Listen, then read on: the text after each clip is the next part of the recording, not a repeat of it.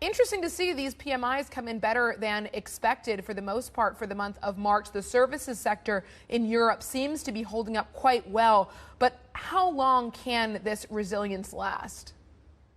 It says a lot, you're right, about the level of macro uncertainty we're faced with currently. Basically, if you were looking at the same data published last week, we've seen deceleration across most economic surveys. China, with the European Commission survey, and with the ISM, this PMI data is actually quite surprising, I would say, in terms of the extent of the positive revision. So that's a message that says, in our view, we know we are due to decelerate in the quarters to come, and it's becoming very difficult to assess by how much we can decelerate from today, very high level, to what we'll end up with at the end of this year.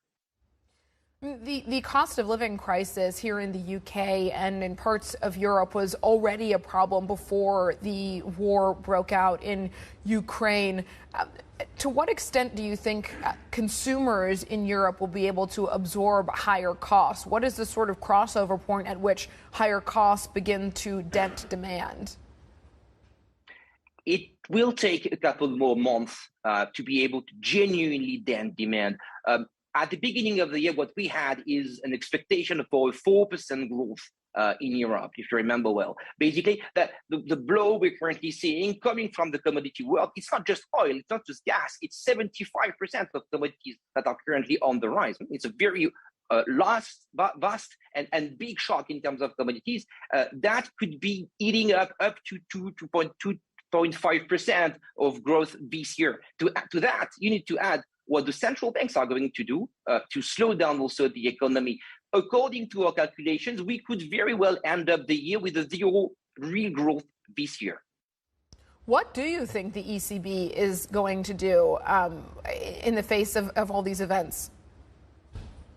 The ECB, of course, is sitting between two difficult situations. One is inflation is strong, especially for the weakest countries, Italy and Spain.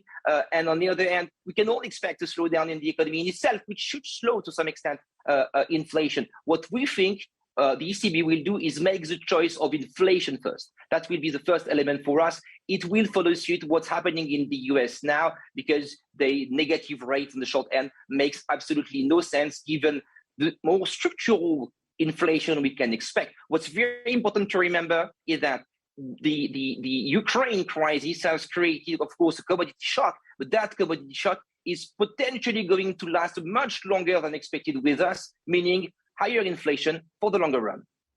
What about wage pressure in Europe? The ECB seems fairly comfortable still that wage pressure is not an issue, and due to structural differences between the Eurozone economy and the US and even the UK economy, they're not going to see the same extent of wage pressure. What's your view?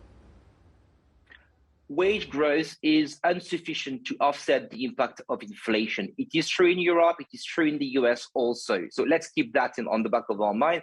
Last week, again, the ISM new orders was down, not up. Having said that, we're also seeing fiscal stimulation, indirect fiscal stimulation organized by a European government that will also help question, I would say, the overall evolution of consumption this year. Let's remember that it's not just about wage, it can also be a matter of fiscal stimulation.